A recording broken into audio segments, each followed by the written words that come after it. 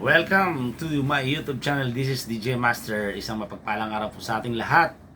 Yung matagal-tagal tayong hindi nakapag-feature ng boxing sa ating channel. Ngayon sa episode nito pag-uusapan natin itong kapapanalo lang ng ating kababayan na si Charlie Suarez para sa Super Featherweight bout against Manuel Avila, kung saan ay nauwi sa TKO po. Pero bigyan ko konting trivia.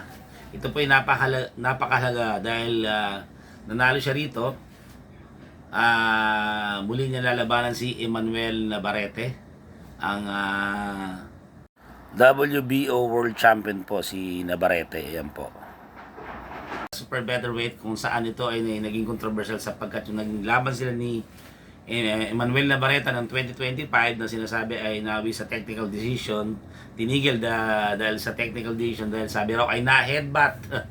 Na-headbutt daw, pero nung na-review po yung naging laban, ginawa pong no contest dahil nakita o napatunayan na yung kanyang cut, yung pumutok sa kanyang kilay, hindi dahil sa pamamagitan ng headbutt kundi sa pamamagitan ng suntok ni Charlie Suarez. Actually, dapat panalo ang ating kababayan doon. Dapat doon lumabas doon ay TKO po dahil punch ang tumama doon, kaya pumutok yung kilay ni Emmanuel Navarrete. Pero nauwi na lang sa no contest. Siyempre yun, napaborante. Kaya nga muling magkakaharap ang dalawa dito na magkakaalaman, matutuldugan po kung sino talaga ang dapat na tanghaling kampiyon dito sa World Boxing Organization Super Featherweight. So, may nakuha tayong konting video clip. Ito papasilip po sa inyo. Ito po yung naningin laban ng ating kababayan si Charlie Suarez. So, mga ka-DJ, ito po yung video clip na ating nakuha. Yan, nakikita natin dito sa labanan ito talagang hindi po kinaya ni Manuel Avila yung lakas ng ating kababayan si Charlie Suarez. Kaya tingin ko rito, handang-handa na si Charlie Suarez para sa rematch kay Emmanuel Navarrete. Kaya kailangan niya talagang paghanda. May napaka-importante rito yung stamina kasi si Emmanuel Navarrete, relentless yan. Kung umatake, talagang dire-diretso. Alam mo naman, Mexican, yun, tinamaan, bagsak. Tumama ang ating kababayan, yun, bagsak po. Left hook po ang tumama. Malakas po yun, talagang nayalig po, hilo. Ayan na, binibilangan ng referee. Ayan po mga ka-DJ, malakas talagang, hindi may lakas talaga itong kababayan natin si Charlie Suarez. Ayan po, ayan, inatake na, yun. Wala, mukhang titigilan ng referee. Yun, panay tama, oh. Panay solid. Ayun po mga. So, ayun nga po mga kababayan, nakita naman natin na ayun nga, tinigil na talagang bagamat ang ating kapabayan na hindi na gano'ng kabata, pero makikita pa rin yung kanyang tibay, yung kanyang lakas at saka determination. So, congratulations sa ating kababayan si Charlie Suarez sa yung panalo. At umaasa kami na sa pagtotosyo ni Emmanuel Navarrete ay magiging maganda yung laban dito na magkakaalam. Kasi ito si Charlie Suarez, hindi niyo po, sa mga hindi nakakaalam, medyo may edad na rin po ito. Hindi na siya ganun kabata.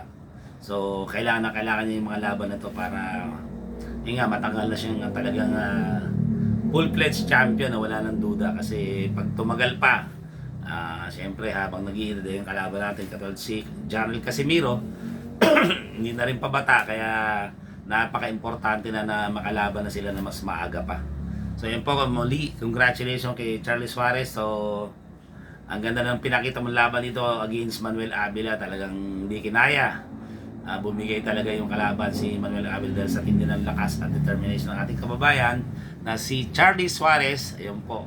So, aabangan po natin, tututukan natin yung magiging laban, yung rematch between Emmanuel Navarrete and versus Charlie Suarez ng ating kababayan po, ng ating susundan. So, maraming salamat po sa mga sumama sa atin. So, sa ngayon po, meron na tayong 6,298.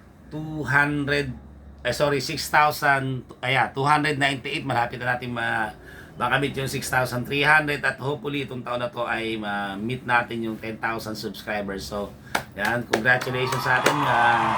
Palaki natin ang channel at maraming salamat mula sa aking puso. Okay, nagpapasalamat ng sobra-sobra dahil na-appreciate ko po yung patuloy na pagsuporta nyo, pagtangkilik sa ating channel.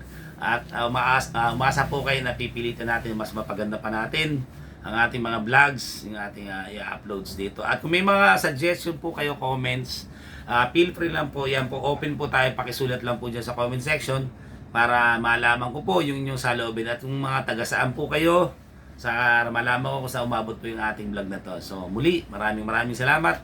Ito po si DJ Masa nagsasabing laban lang. God bless you. I'll see you on my next vlog. Bye.